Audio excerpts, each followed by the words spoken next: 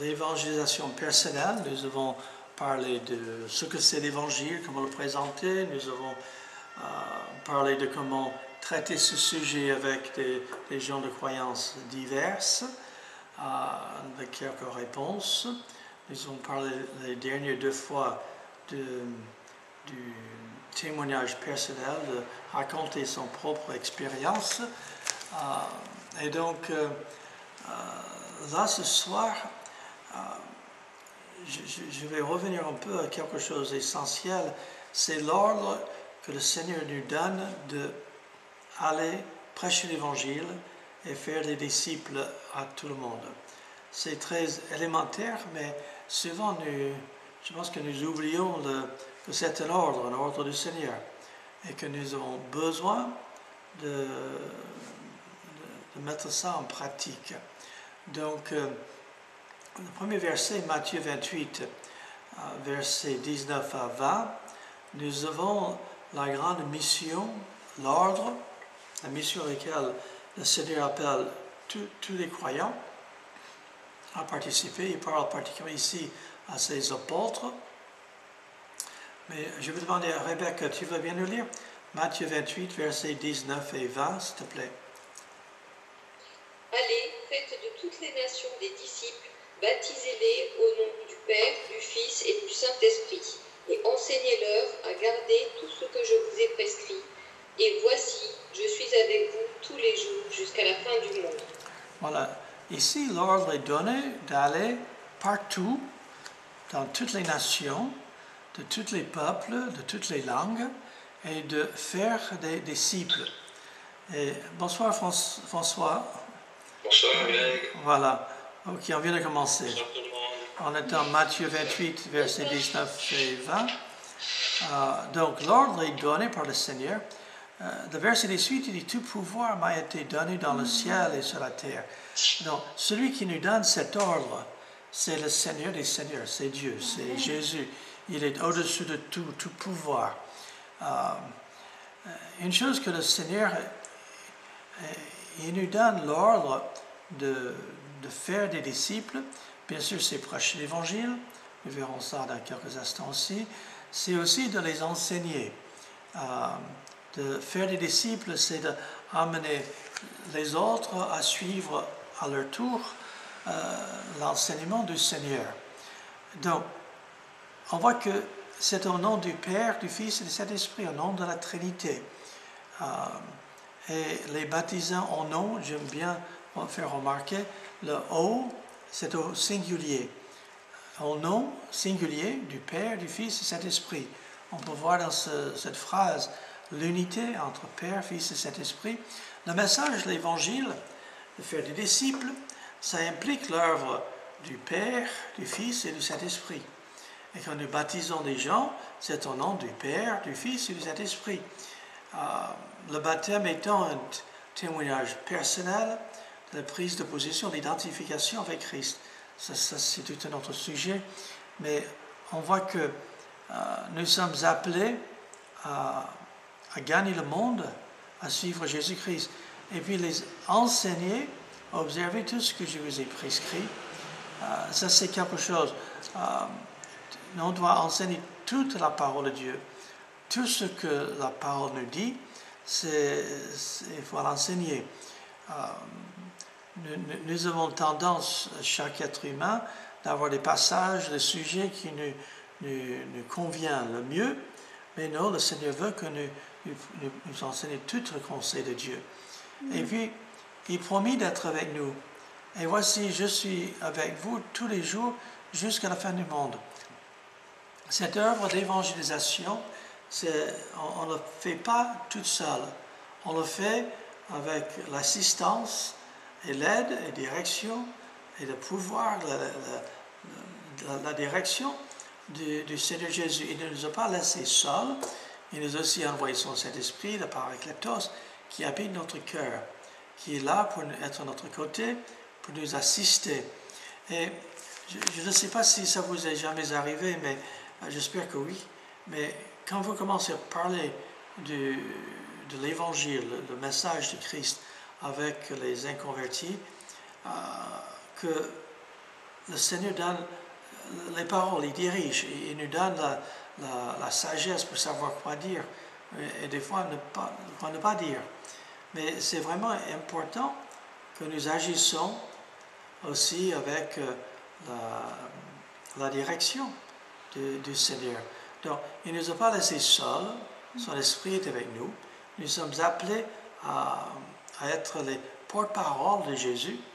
Et maintenant, Dieu aurait pu faire de façon différente. Il aurait pu faire écrire Jean 3,16 sur les nuages. Mais non, il veut que ça soit écrit dans la vie des croyants, que nous soyons des exemples, que les gens voient à travers nous l'œuvre de Dieu et que par la foi, eux, à leur tour, puissent croire. Sans la foi, c'est impossible de plaire à Dieu. Dieu veut que les êtres humains expriment leur foi en Jésus-Christ. L'évangile de Jean, chapitre 20, l'évangile de Jean, chapitre 20, et versets 21 à 23. L'évangile de Jean, chapitre 20, verset 21 jusqu'à verset 23. Je demande à Nissen, tu veux bien le lire, s'il te plaît? Jésus leur dit de nouveau, la paix soit avec vous. Comme le Père m'a envoyé, moi aussi je vous envoie. Après ces paroles, il souffla sur eux et leur dit, recevez le Saint-Esprit. Ceux à qui vous pardonnerez les péchés, leur seront pardonnés. Et ceux à qui vous les retiendrez, ils leur seront retenus. Voilà, donc dans ce passage, comme le Père a envoyé le Fils, nous voyons que Jésus nous envoie à notre tour. Jésus est venu dans le monde chercher et sauver ceux qui étaient perdus. Sa raison de venir, c'était le salut des êtres humains. Et comme le Père a été envoyé, nous sommes aussi envoyés dans le monde. Ça va être le monde du travail, ça va être autour de soi. Des fois, on est appelé à partir à l'autre bout du monde. Mais ça commence là où on se trouve. Et on voit cette idée qu'avec le même zèle du Seigneur, le même objectif que le Seigneur, nous avons besoin d'avoir le salut des âmes à cœur. Comme Jésus était envoyé, nous aussi, on voit ici qu'il leur a donné le Saint-Esprit, c'est avant le jour de Pentecôte. Le jour de Pentecôte, ils vont être, on peut dire, par le baptême du Saint-Esprit, placés dans le corps de Christ qui va naître, mais il les a inspirés, il les a dirigés. Luc chapitre 24. Luc chapitre 24. Luc chapitre 24 et versets 46 à 48. François, s'il te plaît. Luc 24, versets 46 à 48. Et il leur dit, ainsi il est écrit que le Christ souffrirait et qu'il ressusciterait des morts le troisième jour, et que la repentance et le pardon des péchés seraient prêchés en son nom à toutes les nations, à commencer par Jérusalem. Voilà, vous êtes témoins de ces choses. Donc, on voit encore Jésus parle à ses apôtres, il parle de l'évangile, la mort, ensevelissement et résurrection de Jésus-Christ, la repentance. Les gens changent de pensée et de croire en Jésus. Le pardon des péchés serait prêché en son nom à toutes les nations. C'est un message, on peut dire, universel pour le monde entier. Et c'est vraiment un message que nous devrions prêcher et porter partout. C'est un message universel que ce message de la mort, ensevelissement, résurrection de Jésus, autrement dit, la résurrection. Le verset juste avant, Jésus a ouvert les Écritures pour expliquer les choses. On doit enseigner la parole de Dieu, enseigner que voilà le salut qui est offert à tous. Et puis, cherchons Marc chapitre 16. Ici, à dire, il pleut. Je ne sais pas, chez vous c'est pleut, mais ici il pleut là. Après, tu m'as dit aussi. Voilà. Chez nous, il pleut pas. D'accord. Voilà. Ici, je regarde dehors, ça tombe bien. Chez nous, c'est beau. Voilà, ça va rafraîchir. Je vois que Julie a dû monter et fermer nos fenêtres. Donc, Marc chapitre 16, versets 15 à 16. Rebecca, tu veux lire s'il te plaît? Marc 16, versets 15 à 16. Puis il leur dit, allez dans le monde entier et prêchez la bonne nouvelle à toute la création. Celui qui croira et qui sera baptisé sera sauvé, mais celui qui ne croira pas sera condamné. Voilà, allez par tout le monde prêcher la bonne nouvelle, le bon évangile, prêcher l'évangile à toute la création. Et de question, c'est question de croire, faire des disciples, il est question de baptiser, mais le salut éternel, c'est une question de la foi en Jésus-Christ, comme ce qu'on a déjà dit. Ce n'est pas des œuvres, ce n'est pas nos mérites, mais c'est Christ qui s'est donné pour nous sur la croix du Calvaire. Donc, Actes au chapitre 1, Actes au chapitre 1, et verset 8, Actes au chapitre 1, et verset 8, je demande à Nielsen, s'il te plaît.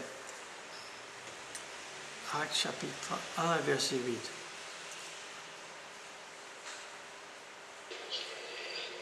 Mais vous recevrez une puissance du Saint-Esprit survenant sur vous, et vous serez mes témoins à Jérusalem, dans toute la Judée, dans la Samarie et jusqu'aux extrémités de la terre.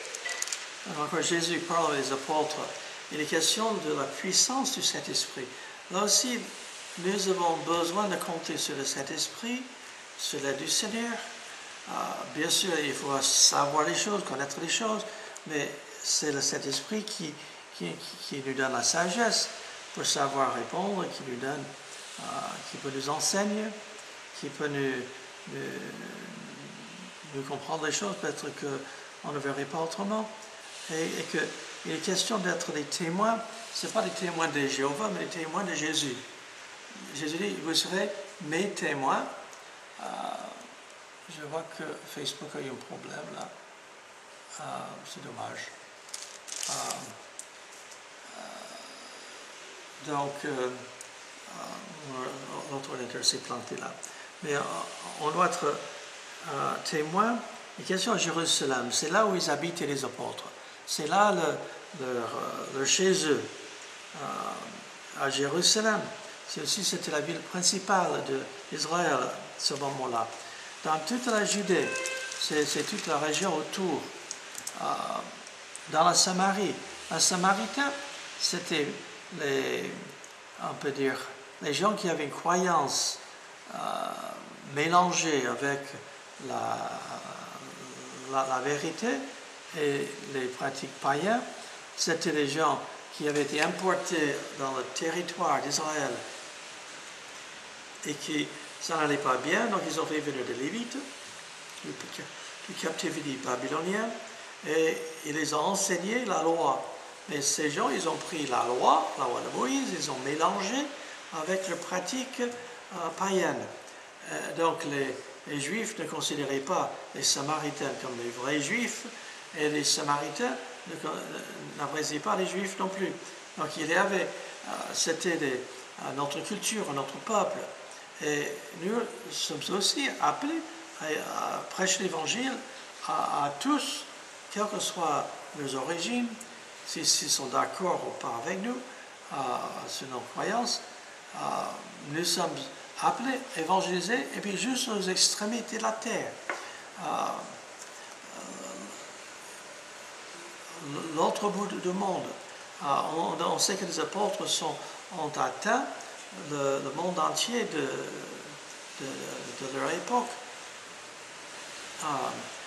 Il n'y avait pas ni Internet, ni radio, ni télé, ni cassettes, ni CD-ROM, ni CD, ni cassettes. Il n'y avait aucun de ces moyens, même pas l'imprimerie.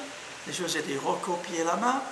Et pourtant, ils ont, avec zèle, ils sont allés évangéliser et ils ont touché le monde de leur époque. Les choses étaient bouleversées, sens dessus-dessous. Donc, on voit ici que les apôtres ont fait ce que Jésus a dit. Ils sont allés, et nous aussi, on doit être prêts à aller vers les autres pour leur annoncer le message. C'est notre responsabilité. Puis 2 Timothée 2 et verset 2. 2 Timothée chapitre 2 et verset 2. François, tu vas bien le lire, s'il te plaît? 2 Timothée 2, 2, s'il te plaît.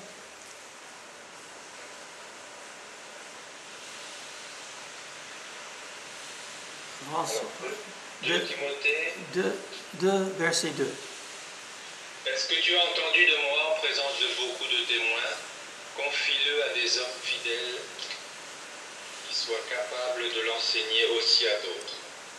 Donc, on voit là que l'apôtre Paul, il dit à Timothée de ce qu'il a reçu à son tour de l'enseigner à d'autres qui sont capables d'enseigner à d'autres. Et ici, on a ce principe de multiplication. L'apôtre Paul, il a gagné Timothée à la fois. Maintenant, Paul a enseigné Timothée. Et puis, Timothée, à son tour, devait aussi aller en gagner d'autres et les enseigner tout ce que le Seigneur les avait enseignés. Donc, si ça double, j'ai déjà dit ceci dans d'autres études par le passé, mais si on commence avec 1, puis 2, et puis 4, chacun touche un autre, 8, et 8, il va toucher 8 autres, 16, 32, 64, 128, 256, 512, 1024. Vous voyez l'idée. Il suffit d'un peu plus d'une trentaine d'étapes, si tout le monde le faisait, pour toucher la population du monde entier. En doublant tous les calculs.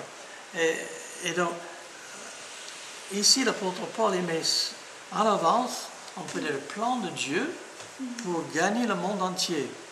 Et comme je dis, à l'époque, il n'y avait pas l'imprimerie, il n'y avait pas tous les moyens modernes que nous avons.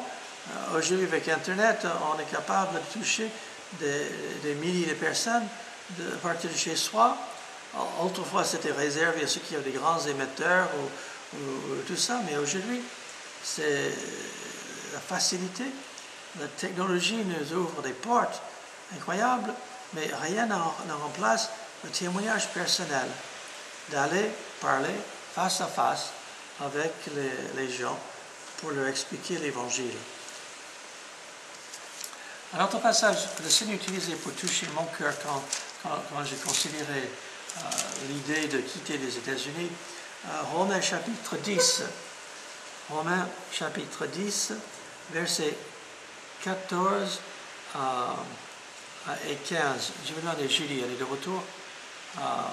Romains chapitre 10, verset 14 et verset 15, s'il te plaît.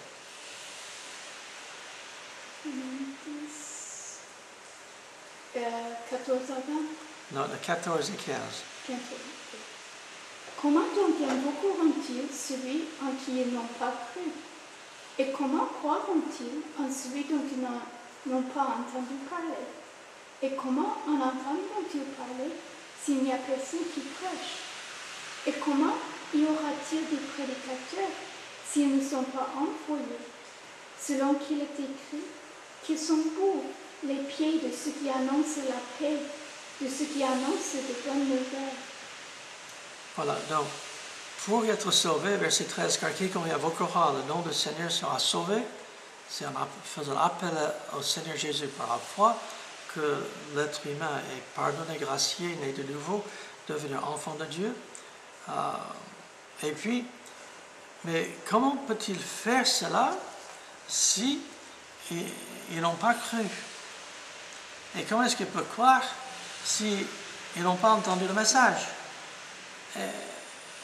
Et comment peuvent-ils entendre si personne ne le prêche, l'annonce, le dit? Et comment on va le prêcher s'ils ne sont pas envoyés?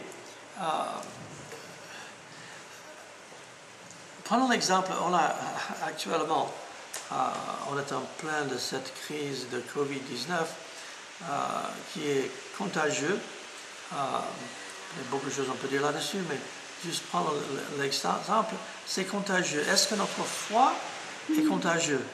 On parle de combien de personnes, chaque personne contaminée par le Covid-19 contamine d'autres. Ça, c'est une mauvaise contamination. Mais combien de personnes est-ce que chacun de nous, on peut toucher dans notre vie, autour de nous? Des fois, peut-être on a touché quelqu'un sans le savoir, simplement en donnant un traité ou laissant une parole, ou je ne sais pas. Donc,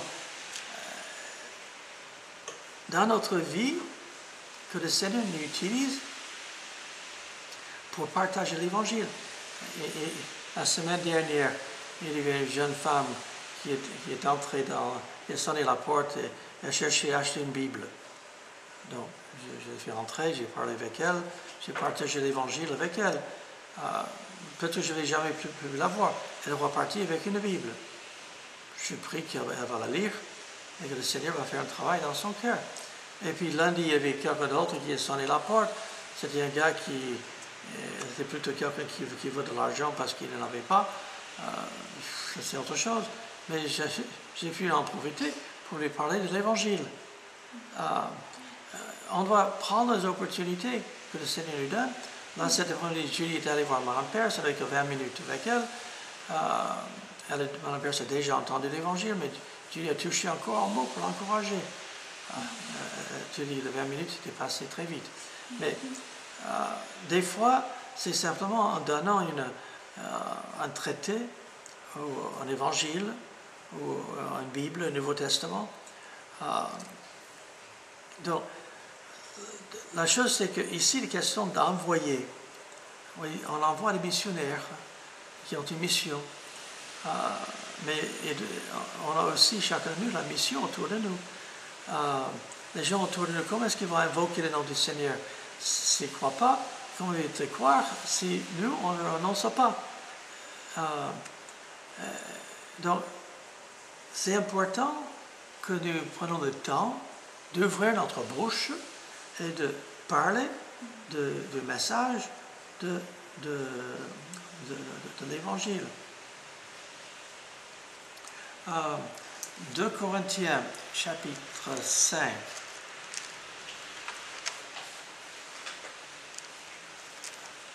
2 Corinthiens, chapitre 5. À partir du verset 18 à 21. Rebecca, tu veux bien lire 2 Corinthiens 5, versets 18 à 21. Et tout cela vient de Dieu, qui nous a réconciliés avec lui par Christ et qui nous a donné le service de la réconciliation. Car Dieu était en Christ, réconciliant le monde avec lui-même, sans tenir compte aux hommes de leurs fautes, et il a mis en nous la parole de la réconciliation. Nous sommes donc ambassadeurs de Christ, comme si Dieu exhortait par nous. Nous vous en supplions au nom de Christ, soyez réconciliés avec Dieu. Celui qui n'a pas connu le péché, il l'a fait devenir péché pour nous, afin que nous devenions en lui justice de Dieu. Voilà. Donc, on découvre ici que nous avons un ministère de réconciliation. Nous devrions, on peut dire, chercher à amener des gens à se réconcilier avec Dieu. Bien sûr, c'est Jésus-Christ, notre médiateur. Mais nous sommes la porte-parole de Jésus dans ce monde. Nous sommes ambassadeurs pour Christ. Dieu exhorte les gens à venir à lui à travers nous, à travers notre bouche, à travers notre témoignage. Soyez réconciliés avec Dieu. Nous devrions implorer les gens, à les encourager de venir à Christ. Il est question de les supplier. Nous sommes appelés à convaincre les gens que c'est vrai. Bien sûr, par l'aide du Saint-Esprit, Dieu fait l'œuvre. Mais faisons la notion d'ambassadeur. Ambassadeur pour Christ. Voyons Luc chapitre 16. Voilà un homme qui avait le cœur d'évangéliste trop tard. L'évangile de Luc chapitre 16, à partir du verset 19 et jusqu'au verset 31. C'est à Nielsen. Tu veux bien nous lire Luc chapitre 16, verset 19 jusqu'au verset 31, s'il te plaît.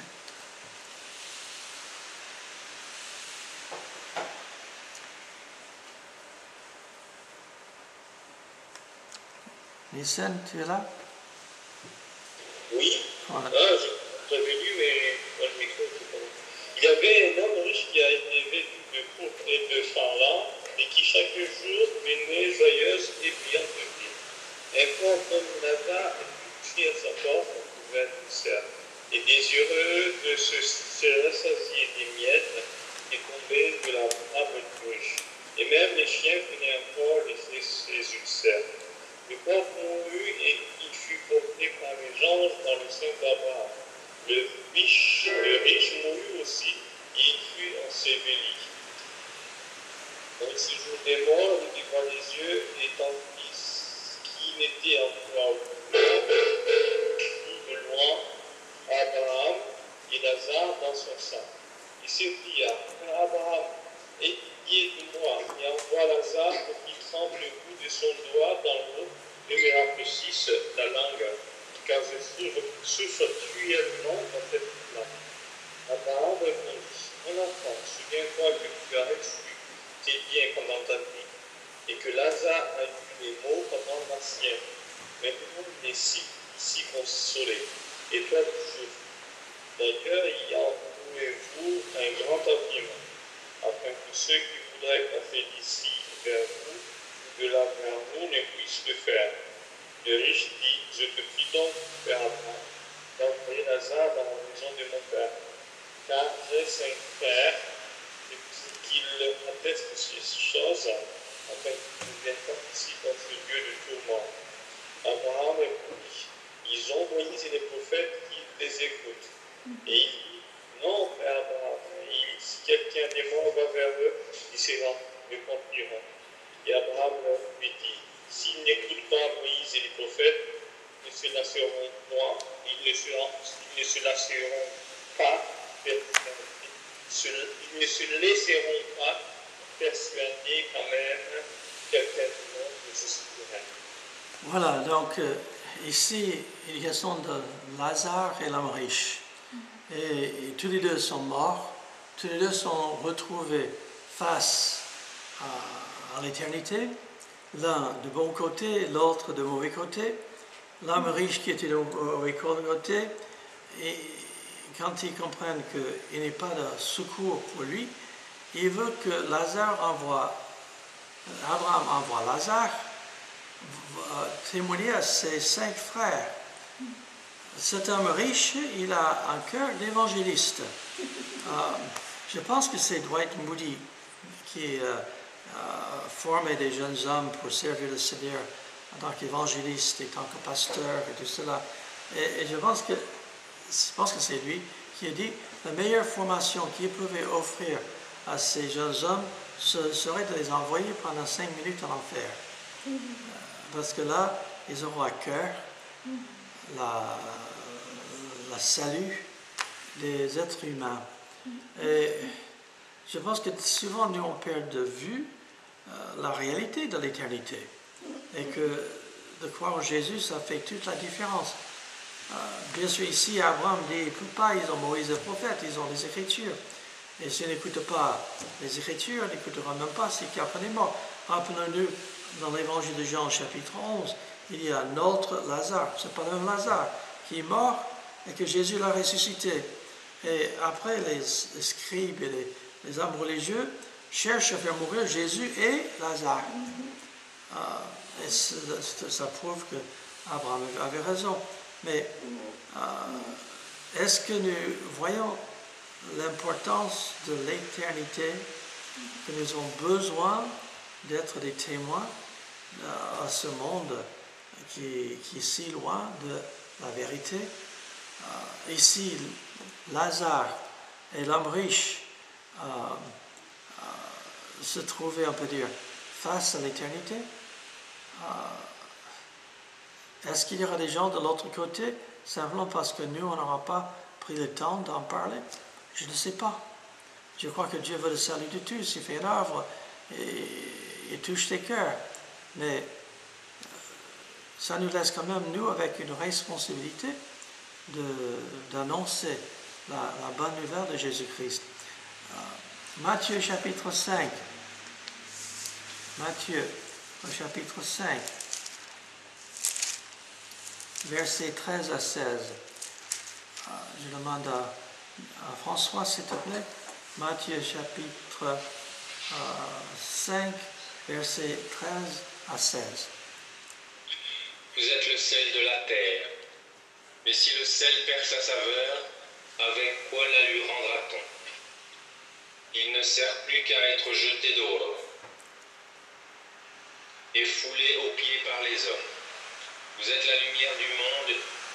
Une ville située sur une montagne ne peut être cachée. Et on n'allume pas une lampe pour la mettre sous le boisseau, mais on la met sur le chandelier et elle éclaire tous ceux qui sont dans la maison. Que votre lumière luise ainsi devant les hommes, afin qu'ils voient vos bonnes œuvres et qu'ils glorifient votre Père qui est dans les cieux. Voilà, vous êtes la lumière du monde.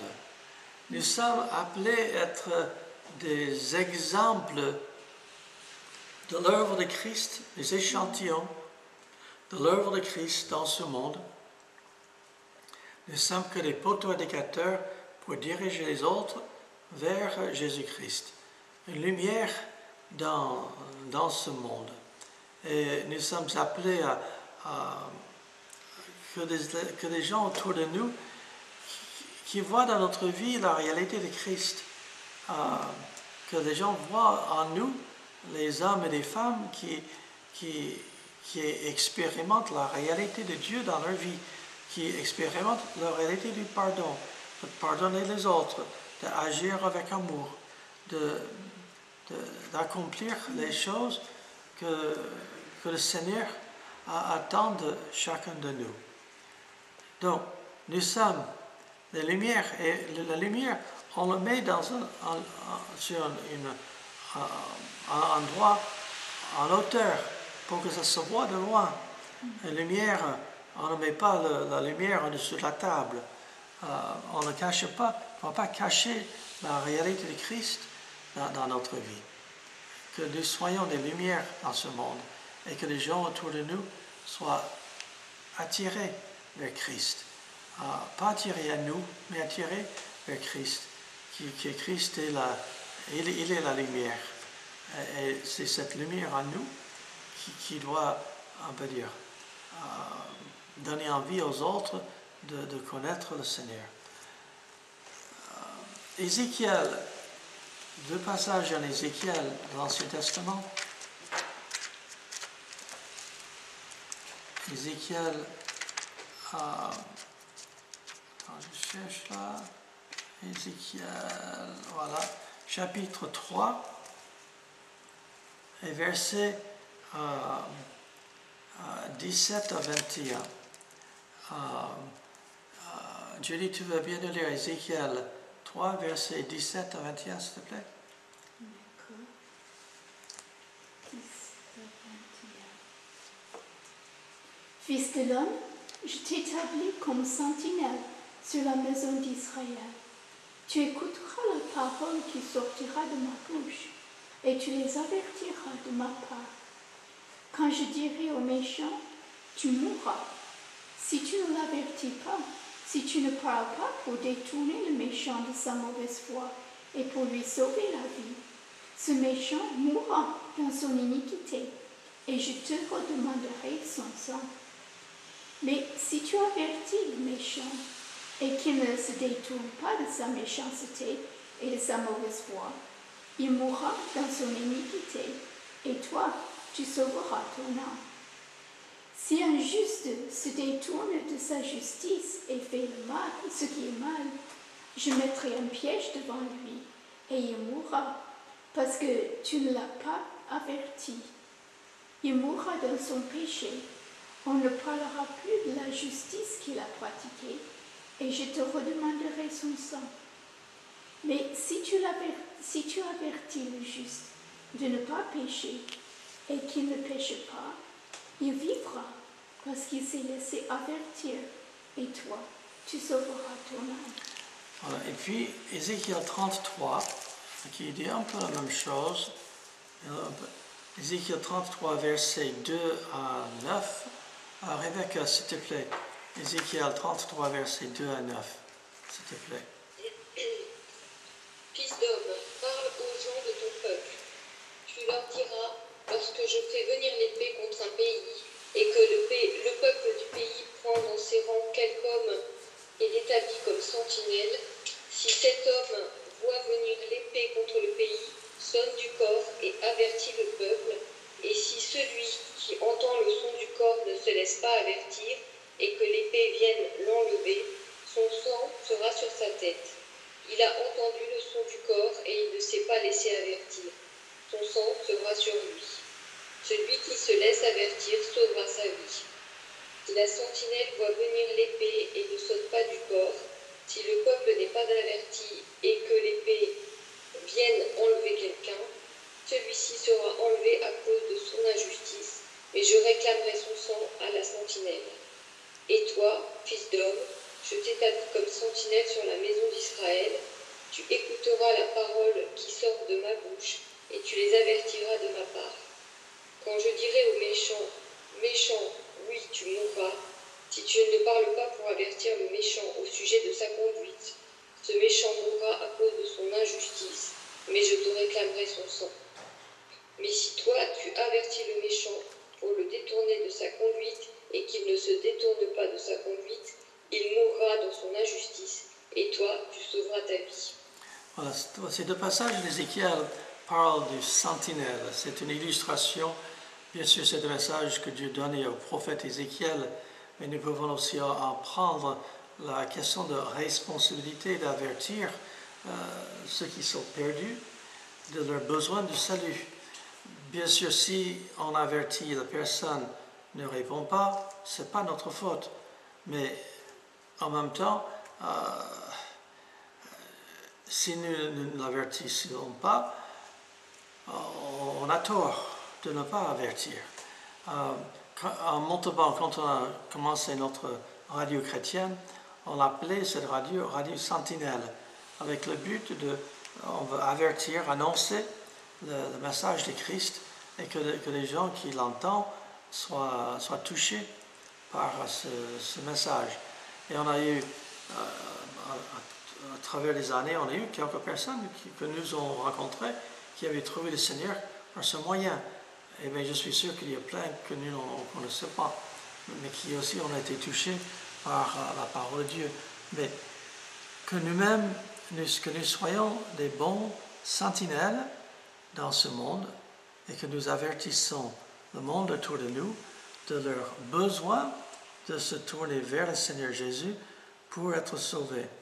Donc, ces versets ce soir, je voulais nous rappeler quelque chose, je suis sûr qu'on connaît, de l'importance d'être fidèle, de rendre témoignage de Jésus-Christ quand les opportunités nous sont offertes, et des fois même de pouvoir aller en chercher des occasions.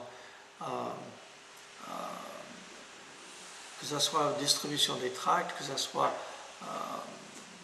mille et une façons différentes, mais que le Seigneur nous donne le cœur et le désir que tout ce qu'on a étudié, ce témoignage, ne reste pas simplement dans notre tête, mais qu'on le partage de tout cœur avec ceux qui ont tant besoin de ce message. Est-ce que c'est clair? Est-ce que vous avez des remarques, suggestions, questions? C'est un bon rappel. Et vous autres, ça va?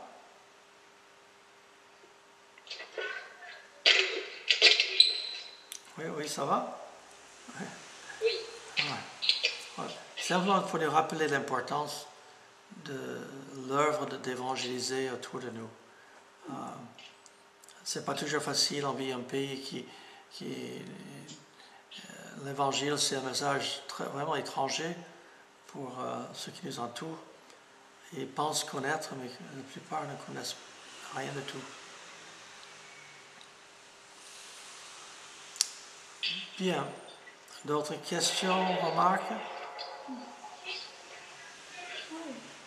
Voilà. Que tu nous ouvres des portes, nous aides.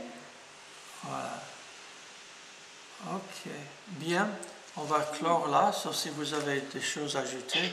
Ça, j'avais préparé pour ce soir.